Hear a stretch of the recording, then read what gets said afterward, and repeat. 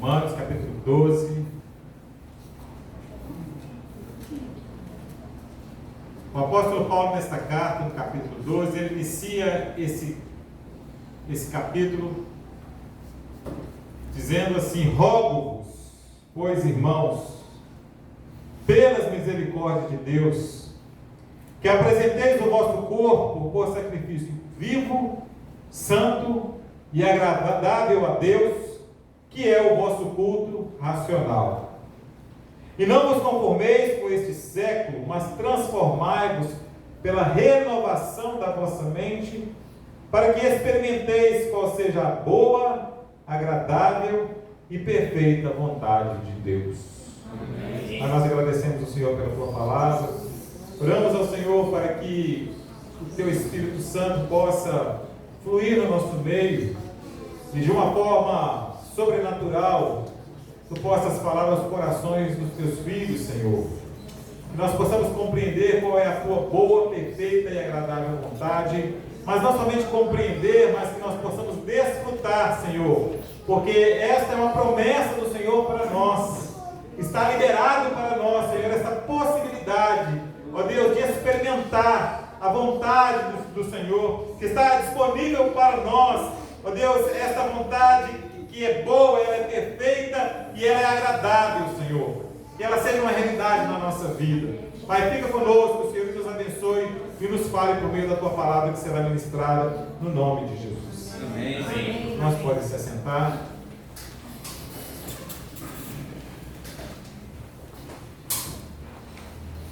Se perguntar quem é que não quer ter uma vida boa, ninguém vai dizer que não quer, né? E aí se perguntar, o que é uma vida boa? Né? O que é uma vida boa, agradável e perfeita? Será que nós temos condição de viver essa vida? Né? A vontade de Deus, será que nós conseguimos compreender qual é essa vontade de Deus? E é sobre isso que eu quero falar aqui nesta noite, mas quero reler mais uma vez o texto, quando o apóstolo diz: rogo-vos, pois, irmãos, pelas misericórdias de Deus, que apresenteis o vosso corpo por sacrifício vivo, santo e agradável a Deus, que é o nosso culto racional, e não vos conformeis com este século. Olha que a orientação do apóstolo para nós: não nos conformar, não tomarmos a forma, não tomarmos o molde, não nos moldar a este mundo, né? Mas ele nos recomenda que nós nos transformemos. Ele diz: transformai-vos pela renovação da vossa mente. Então, tem que transformar isso aqui, né? Renovar a mente, né? Para quê? Para que experimenteis qual seja a boa, agradável e perfeita vontade de Deus. Então, eu quero falar sobre isso nesta noite. A vontade de Deus. Certamente você já está cansado de ter uma vida monótona. Todo dia, às vezes, você faz a mesma coisa. Levanta, né? Vai lá, toma o seu café, tal, pega, faz o mesmo caminho, é o mesmo trabalho, é a mesma coisa, aquela vida monótona, talvez. Uma vida com pouco significado. Talvez você tenha se sentido a sua vida cansativa e talvez até desagradável. Tem gente que não tem alegria na sua vida, chegando a ter medo de sentir uma vida desagradável. Tenta encontrar a vontade de Deus, pois acredite que quando encontrá-la, será tudo diferente na sua vida.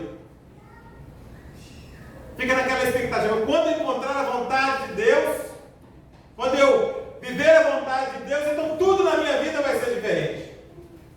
E aí, se você se identificou então com essas perguntas, e talvez a sua resposta a essas perguntas foram sim, então nós vamos ver então o que Deus vai falar conosco. Se você sente a sua vida monótona, a sua vida cansativa, sua vida desagradável, uma vida sem esperança muitas vezes, então nós precisamos entender qual é a vontade de Deus. Amém. Todos dizem que querem entender a boa, agradável e perfeita vontade de Deus. Todos desejam que a vontade de Deus se manifeste boa, perfeita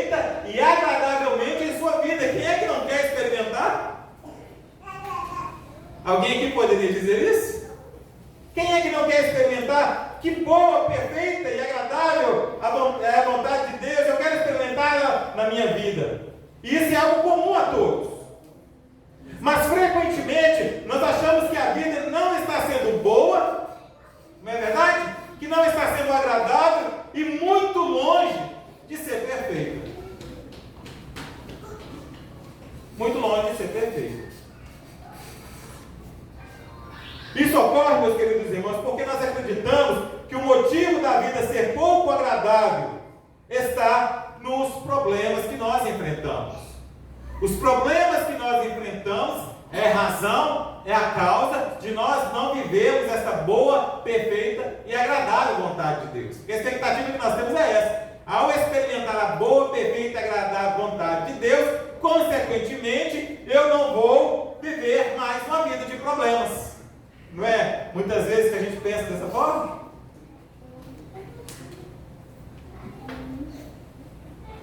Por exemplo, você pode ter algum problema de saúde, que vai lutando aí, né, na semana Marlúcia, né?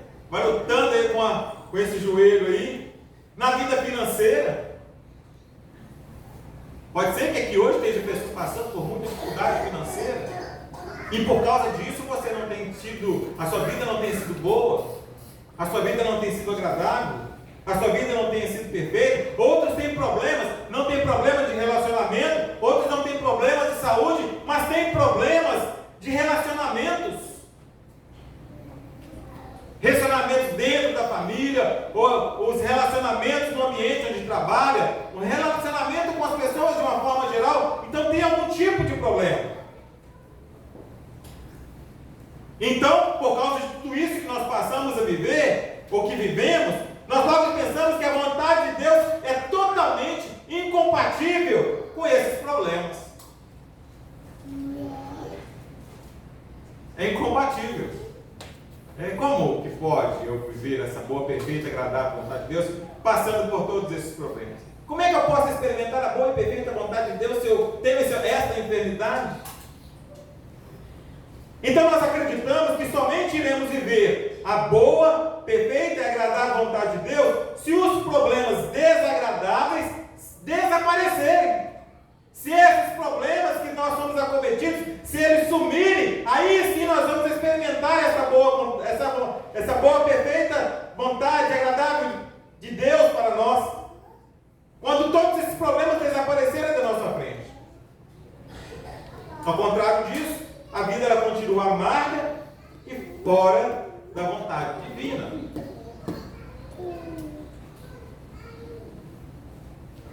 E se eu perguntar para vocês aqui, tem alguém passando por algum tipo de problema? Certamente todo mundo vai levantar a mão, né? E aí, consequentemente, nós poderíamos dizer, então ninguém aqui da igreja está desfrutando dessa boa, perfeita e agradável vontade de Deus. Nós iremos concluir isso, né? A grande notícia, e aí eu quero que você preste bem atenção, é que nenhum desses problemas pode impedi-lo de experimentar a agradável vontade de Deus. Amém. Eu vou repetir: nenhum problema te impede de experimentar a agradável vontade de Deus. Amém. Você pode dizer isso para o seu irmão que está aí? Diga para ele assim: olha, nenhum problema te impede de experimentar a agradável vontade de Deus. Então a coisa agora já desassocia, né? Porque se antes eu achava que esses problemas familiares, problemas financeiros, problemas de relacionamento, enfim, problemas de saúde, se esses são problemas dos quais eu sou cometido e impede que eu viva essa vontade de Deus, então se eu digo que isso não impede, aí a coisa já muda de figura, né? Então, se isso então não afeta ou não impede, o porquê então nós não desfrutamos dessa boa, perfeita e agradável vontade de Deus? Aí que vem a questão, né? E vamos entender um pouquinho sobre isso. E a gente vai ver alguns termos desses dois versículos que nós lemos aqui, para a gente ter uma compreensão melhor do que a palavra do Senhor está nos dizendo. Isso porque é uma vida entregue e derramada no altar de Deus, que faz com que a sua vontade se revela boa, perfeita e agradável em nós. É uma vida, meus irmãos, em Deus. É uma vida no altar de Deus. É uma vida na presença de Deus. É uma vida em comunhão com Deus. É que vai fazer eu experimentar. Aleluia. Em detrimento ou indiferentemente desses problemas. Porque enquanto nós estivermos neste mundo, nós iremos sofrer. Enquanto nós estivermos nesse mundo, passaremos por aflições. Amém? Amém. Iremos passar por aflições. Mas, no entanto, se Deus observa em mim e você como um filho, como um servo, que está na presença dele, que se entrega no altar, que vive na sua presença, então você automaticamente se torna apto a experimentar essa boa, perfeita e agradável vontade de Deus.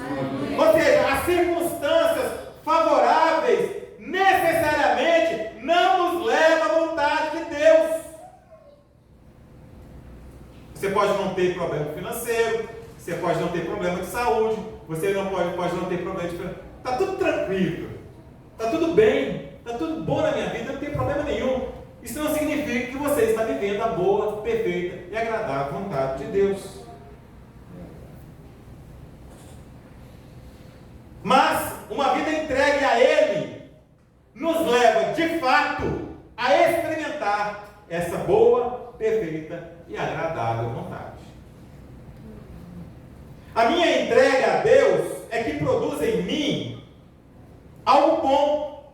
A minha entrega a Deus é que produz em mim algo perfeito e agradável, que não é condicionado a circunstâncias contrárias. É a mesma paz que Cristo nos dá, né? A paz que Ele nos dá não é a paz que vem do mundo. Eu me lembrei daquele comigo, né? Não olhe circunstâncias, não é esse, né? Olhe seu amor, não me guio por vista, esta paz que eu sinto em minha alma. O que diz? Não é porque tudo me vai bem. Tá vendo? A paz que eu sinto na minha alma não necessariamente diz que está indo tudo bem, que existem problemas. Então não está condicionado às circunstâncias. A questão, meus queridos irmãos, não está no mundo externo, mas no mundo interno. Ou seja, é o que está dentro de mim. É o que está dentro de mim. É o que está dentro de você. Está na forma e na intensidade em que me relaciono com Deus. Eu lembro, há muitos anos, nunca esqueci dessa experiência. Eu trabalhava no restaurante de um hotel, eu era garçom. Já lembra disso, né? Levantar 3h40 da manhã. E lá nesse restaurante tinha uma parede no fundo, era de madeira, verde. Mas enfim, aí eu ficava observando, que eu olhando de longe, à medida que eu ia andando, a minha imagem ficando mais nítida naquela parede. Ia ficando cada vez mais nítida. E eu me lembro que uma vez andando assim, eu falei assim, o Espírito Santo falou comigo, né? A comunhão com Deus é assim. À medida que você vai se aproximando de Deus, à medida que você vai se aproximando cada vez mais, aquilo ali vai se tornando cada vez mais límpido, mais transparente. E você vai vendo algo mais profundo. Então, à medida que eu vou me entregando, à medida que eu vou indo nas profundezas de Deus, vamos dizer assim, eu vou desfrutando cada vez mais. Então, não está nas circunstâncias externas, mas dentro de mim, e na intensidade com que eu me relaciono com Deus. A minha comunhão com Deus que determina se vivo ou não a sua vontade.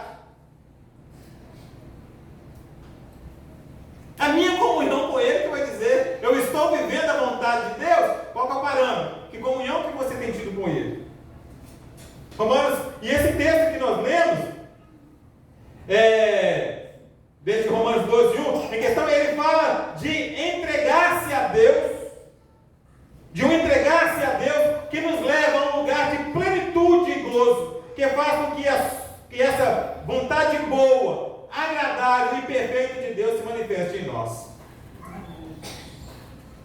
faço uma pergunta para você. Você deseja realmente ver agradável a vontade de Deus? Amém. Se sim, então nós vamos conhecer um pouco mais sobre ela, para que possamos experimentá-la.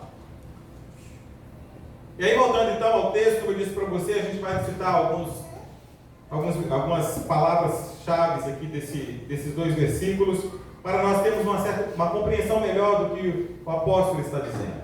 Ele introduz aqui este capítulo dizendo: rogo-vos, pois, irmãos. Essa carta dos Romanos, após 11 capítulos, porque nós estamos lendo 12, após 11 capítulos falando sobre a ação salvadora providenciada por Deus aos homens, ele inicia aqui requerendo uma resposta ante tudo o que Deus já fez por nós. E ele usa agora esse verbo rogar, que significa uma expressão de súplica, uma expressão de grito, algo que vem da alma, que vem de dentro, que vem do Espírito. Um rogo que o apóstolo Paulo ele faz. É como se ele dissesse: olha, o que eu vou dizer a vocês é tão importante, que vocês precisarão dormir, que vocês precisarão acordar, que vocês precisarão andar. O que eu tenho a dizer a vocês precisará fazer parte da vida de vocês diariamente. Daqui para frente, ser ouvinte não bastará, não preencherá os requisitos de Deus, pois requer uma resposta clara ao que Deus está ordenando.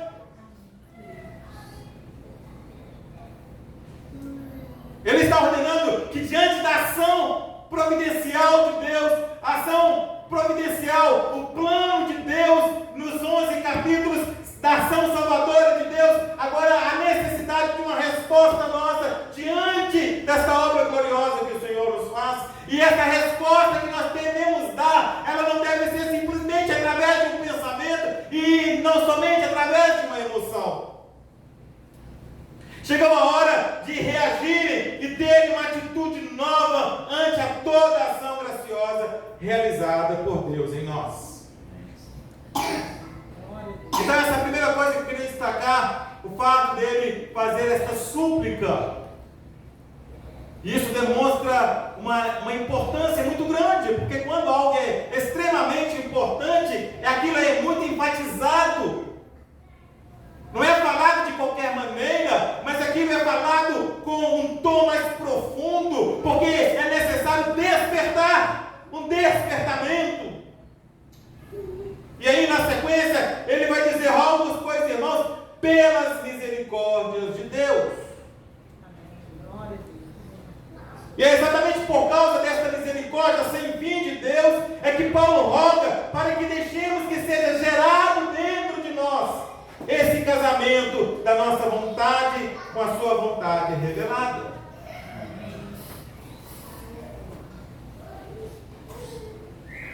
Ele roga pelas misericórdias de Deus. E ele vai dizer na sequência que apresenteis os vossos corpos em sacrifício. No sistema de adoração do Antigo Testamento, que foi criado com base nos sacrifícios, onde o corpo do animal imolado era colocado sobre o altar, o corpo era necessário para demonstrar a materialidade e a intenção do ofertante. Então, quando eu observava aquele animal lá, ali estava materializado, perceptível, que poderia ser palpado. E aí nós podemos, um exemplo dessa materialidade, nós podemos trazer para nós o próprio Cristo, o sacrifício supremo e absoluto de Cristo na cruz do Calvário. Jesus não só, meus irmãos, nos amou emocionalmente, Ele não só se entregou o seu coração ou os seus sentimentos por nós. Não somente isso, mas a Bíblia diz que Ele foi traído, Ele foi abandonado, Ele foi cuspido, Jesus foi chicoteado, Ele foi zombado, Ele foi ferido, Ele foi pendurado, Ele foi morto na cruz. Ele não sofreu no corpo, Ele sofreu no corpo as angústias infernais da morte. Ele entregou o seu próprio corpo, carne e sangue na cruz por nós. Os irmãos estão compreendendo? Amém. O apóstolo ele poderia ter dito: ofereça o seu ser ou o seu coração, mas o texto está falando de corpo. Pois não adianta eu dizer no espírito que sirvo a Deus, mas na vida eu determino como as coisas devem acontecer. Tem pessoas que servem a Deus só pela emoção, né? Só pela emoção. Só fica no âmbito abstrato. Não existe nada de concreto. Está lá nas emoções.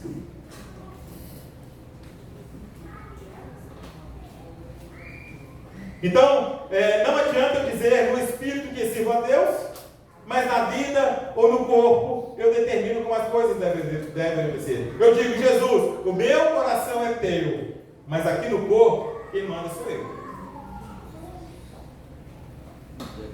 E a gente muitas vezes canta, né? Dá-me um coração igual ao teu, meu mestre.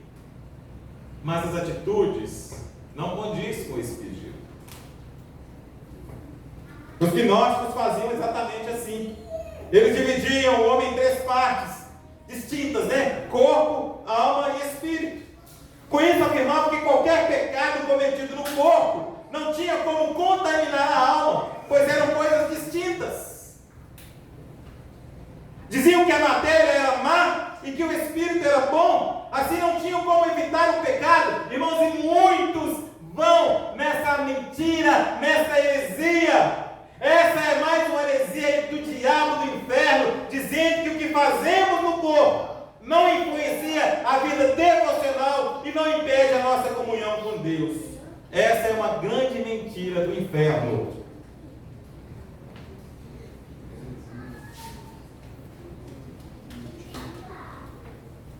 Não, meu corpo é uma coisa, meu espírito é outra. Uma coisa não afeta a outra. São distintos.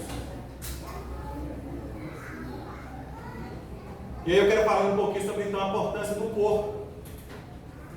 A importância do corpo. Nós tomamos consciência do verdadeiro papel da corporalidade quando nós nos imaginamos sem corpo. Imagine se você não tivesse corpo. Sem ele você poderia comer? Poderia? Sem ele você não poderia dizer nada. Observe que eu estou usando, né, o meu corpo, nesse momento a minha boca, né? E acabo usando as mãos também, porque a gente gesticula, faz parte da expressão. Eu estou usando o corpo. Então eu não poderia dizer nada. Eu não poderia ouvir. Eu não poderia sentir.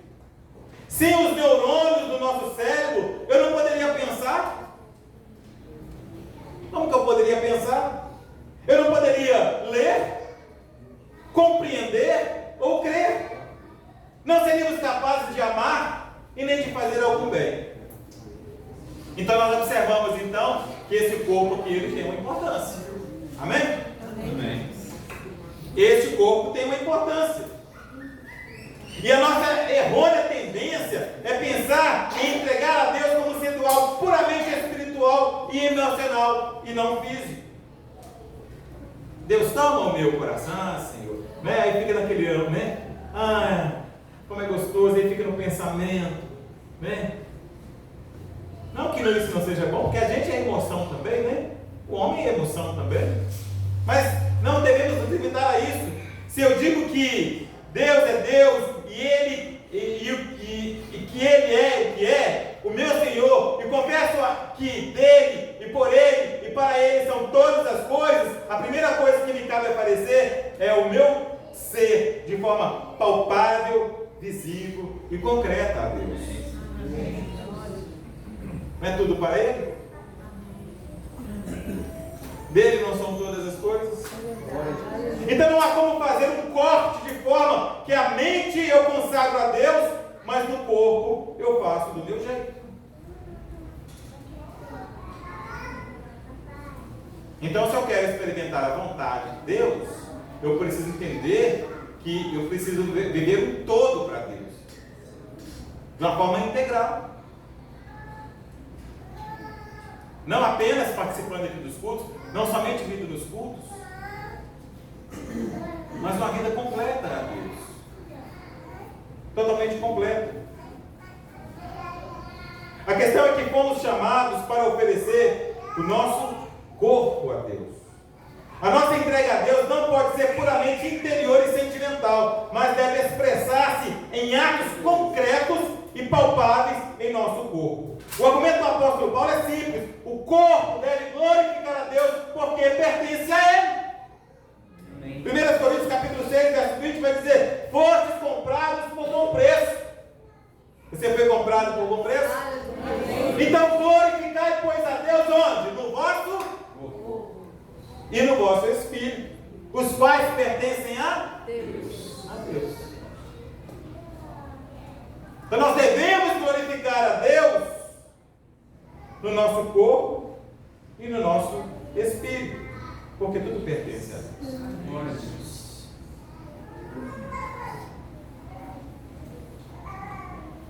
E o versículo e o texto ainda vai continuando dizendo, ele diz: rogo-vos, pois, irmãos, pelas misericórdias, que vos apresenteis o vosso corpo por sacrifício vivo. Que tipo de sacrifício que nós devemos apresentar a Deus? Sacrifício vivo. No Antigo Testamento, os animais tinham que ser mortos antes de serem oferecidos no altar como sacrifício. Mas agora não se trata de corpos de animais, mas sim de nosso corpo, o vosso corpo. E não se trata de cadáveres, mas de quê? De sacrifício vivo. Nós vamos oferecer um sacrifício vivo a Deus. E aí uma advertência para nós: não deixe para oferecer a Deus o seu sacrifício vivo quando você não tiver mais força alguma. Porque as forças, elas vão se esvaindo com o tempo. Não deixe para oferecer o seu sacrifício a Deus quando eu estiver bem velhinho. Porque, às vezes a gente tem esse costume, não, depois deixa eu terminar primeiro a faculdade, né? Deixa eu terminar primeiro, deixa eu casar primeiro e criar os meus filhos. Aí quando tiver tudo, deixa eu aposentar primeiro, né? Aí quando eu estiver lá, aí eu vou servir a Deus. E deixa para servir quando estiver velho, quando as suas pernas já estiverem trêmulas. O sacrifício que Deus requer de nós é um sacrifício vivo, e ele deve ser feito com vida bem vivida, que temos ainda. Ofereça o seu corpo saudável, cheio de vida e energia para o Senhor. Hoje eu fiquei sabendo de um falecimento de um amigo meu.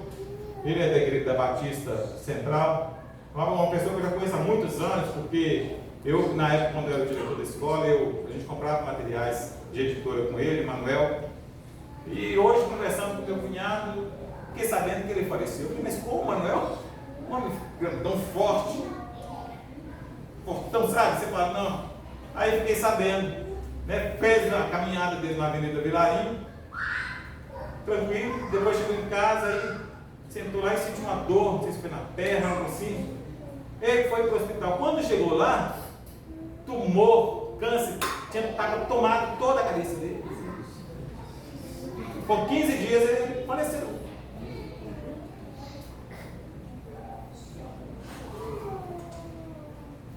Está vendo o que é a vida, meus irmãos? Existia um câncer nele que ele não tinha o menor conhecimento. E quantos casos nós estamos assim, né? Quando já vai descobrir, já deu metástase. Quando é que nós vamos servir a Deus?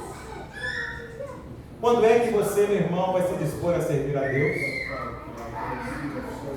Estava conversando com o pastor Charles ontem, né? Da dificuldade que as igrejas têm de encontrar pessoas disponíveis, né, pastor? Pessoas disponíveis. Precisa fazer, não, eu já estou aqui. Não, precisa fazer trabalho, não pode deixar que eu faço. É difícil. É difícil você encontrar pessoas realmente entregues ao serviço, entregues ao trabalho, que se ofereça como um sacrifício vivo. As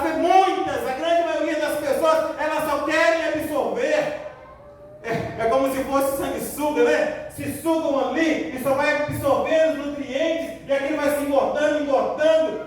Irmãos, Deus quer que nós sejamos ativos. Amém, Senhor. Em plena atividade, em pleno exercício. Nós não fomos chamados para ficar sentados, apáticos, mas em sacrifício vivo. Aleluia. Vivo. Um sacrifício saudável a Deus. Um sacrifício cheio de vida, um sacrifício cheio de energia ao Senhor. Sacrifício vivo não é pensar constantemente sobre Deus, mas dar comandos ao corpo para que ele manifeste ações que representam uma vida de oferta a Deus. Amém, Senhor.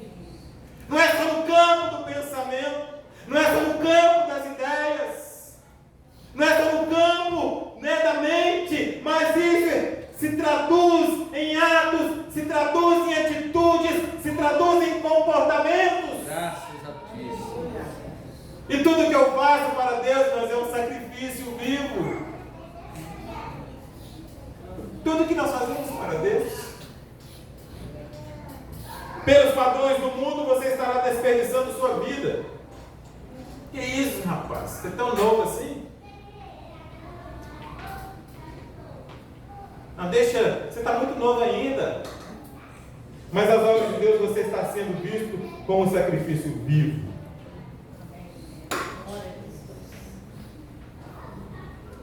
Além disso, um sacrifício santo. Irmãos, Deus, se eu quero experimentar essa boa, perfeita e agradável vontade de Deus, essas coisas têm que ser observadas na minha vida. Sacrifício santo. O animal oferecido pelo ofertante deveria ser sem defeito algum. Por isso, nós devemos ser separados para Deus. E uma pergunta simples, mas profunda: você pensa no seu corpo como sendo algo para Deus? Esse seu corpo é para Deus? Amém. Glória a teu nome. Esse seu corpo é de Deus? Amém.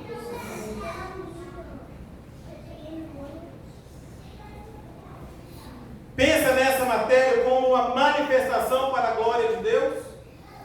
Este corpo tem trabalhado e exercitado para a glória de Deus? É um sacrifício vivo, é um sacrifício santo e um sacrifício agradável. O meu sacrifício posto no altar de Deus, ele precisa ser vivo e sem mácula. E se assim for, consequentemente, ele será agradável a Deus. Ele se agrada do que é santo e do que é vivo. Isso é que é um sacrifício agradável a Deus. Tem que estar puro. E o texto ainda continua dizendo no verso 12: e não vos conformeis com este século, mas transformai-vos. Transformai-vos. Não posso tomar a forma desse mundo. Não posso me moldar à cultura predominante deste mundo. Irmãos, e nós estamos vivendo tempos difíceis, hein?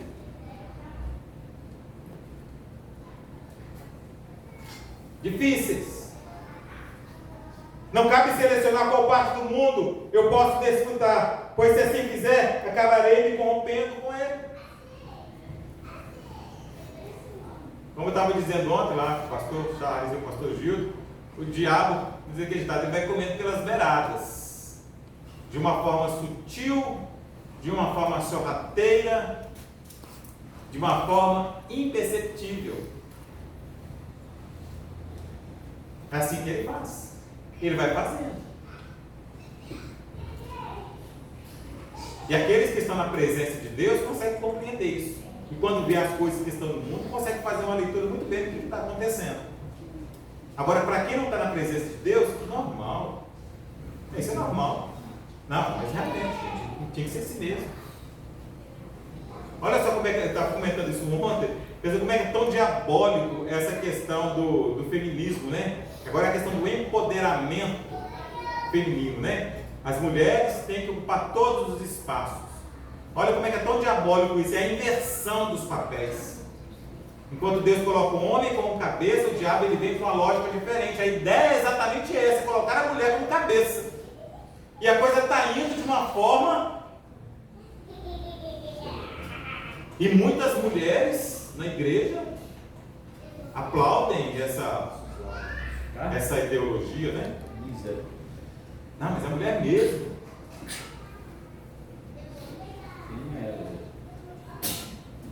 Transformai-vos.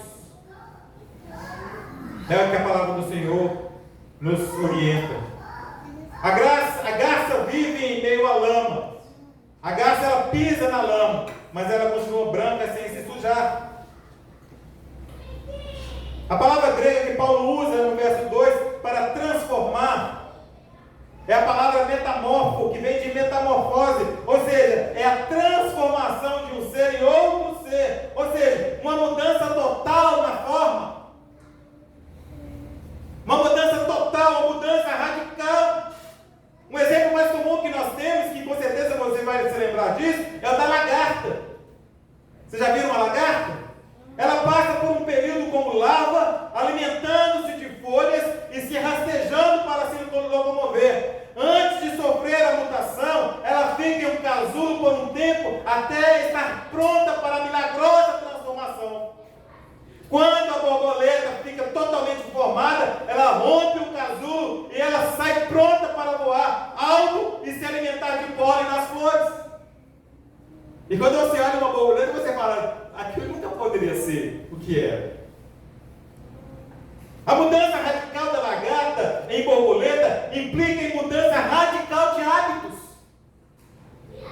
Os hábitos antigos são as coisas que aquele ser fazia antes. Se a lagarta um dia se afastou para chegar a algum lugar, agora uma borboleta, ela voa. Se antes a lagarta rastejava, agora a borboleta voa. Se ela comia alguns tipos de folhas, agora ela se alimenta de pólen. A mudança fundamental que aconteceu nela foi a metamorfose. Afetou não apenas o seu jeito de ser, como também os lugares que frequentava. Você está sendo transformado de glória em glória? Você está sendo aperfeiçoado? Está sendo lapidado? Só há metamorfose se houver mudança radical na forma, nos hábitos e na maneira de ser. A Bíblia afirma que se alguém está em Cristo, é o que? Nova, as coisas velhas, tudo se fez novo. Então não dá para viver do mesmo jeito. Não dá para frequentar os mesmos ambientes. Não dá para comer mais a mesma comida. Porque as coisas velhas passaram. Você pode dizer isso? Eu quero ser transformado todos os dias. Você pode dizer isso? Eu quero ser transformado todos os dias. Renovado todos os dias. Renovado todos os dias. Até o final da minha vida. Até o final da minha vida.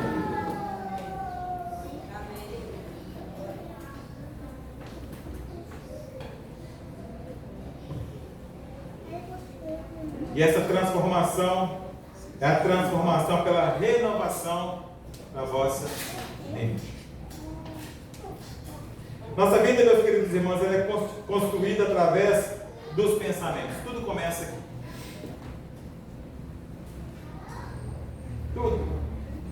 Tudo parte daqui. Se você quer mudança na sua vida, você precisará o quê? Renovará sua mente. Não há como ser transformado com pensamentos incoerentes rondando a minha mente. Se não houver uma mudança aqui, nada vai mudar. Filipenses capítulo 4, 8 vai dizer, finalmente, irmãos, tudo que é verdadeiro, tudo que é respeitável, tudo que é justo, tudo que é puro, tudo que é amável, tudo que é de boa fama, se alguma virtude há, e se algum louvor existe, seja isso o que ocupe o vosso pensamento. Aleluia. Você quer experimentar a boa vontade? A vontade de Deus para a sua vida? Olha a receita para nós. O que está expresso nesse versículo de Filipenses é um retrato da palavra de Deus. A palavra de Deus ela é verdadeira? É honesta? Ela é justa? A palavra é pura? A palavra é boa? Ela é amável? Ela é poderosa? Ela nos conduz à adoração a Deus? Então, de que nossa mente deve estar ocupada? Com a palavra de Deus.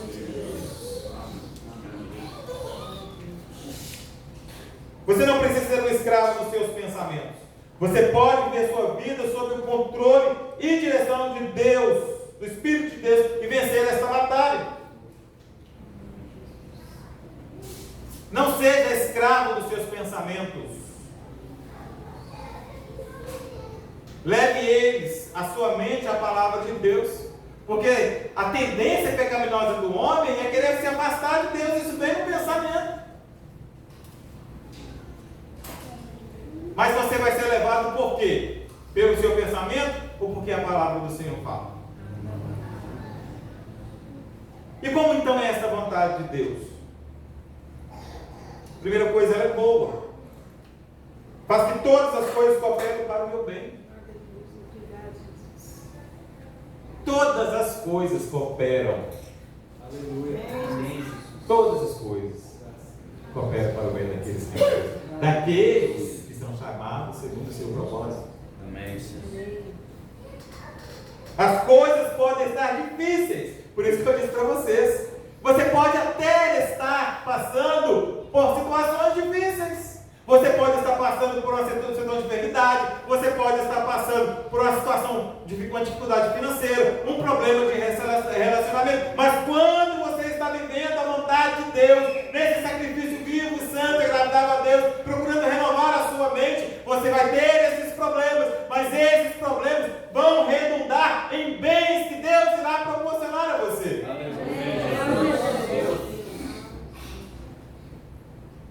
E no final você vai compreender e concordar que tudo realmente cooperou para o seu bem. Então essa vontade de Deus ela é boa. A vontade de Deus ela é boa. Não existe bondade fora de Jesus. Não existe bondade fora de Jesus. Só Ele é bom. Então somente Ele pode proporcionar coisas boas para nós. O diabo está aí, né? Querendo enganar as pessoas, né? Achando que está sendo, está dando, bondades para as pessoas, né? Mas no final, qual que vai ser o fim? Qual que vai ser o fim? Além de ser boa, essa vontade de Deus, ela é agradável. Quando a minha vontade se casa com a vontade de Deus, o prazer de Deus passa a ser o meu prazer também.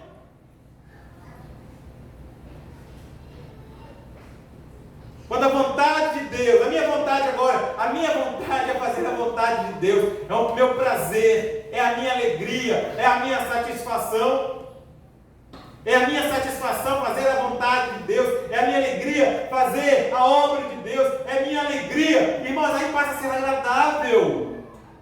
Não é um peso, não é um peso fazer a obra de Deus, não é um fardo fazer a obra de Deus.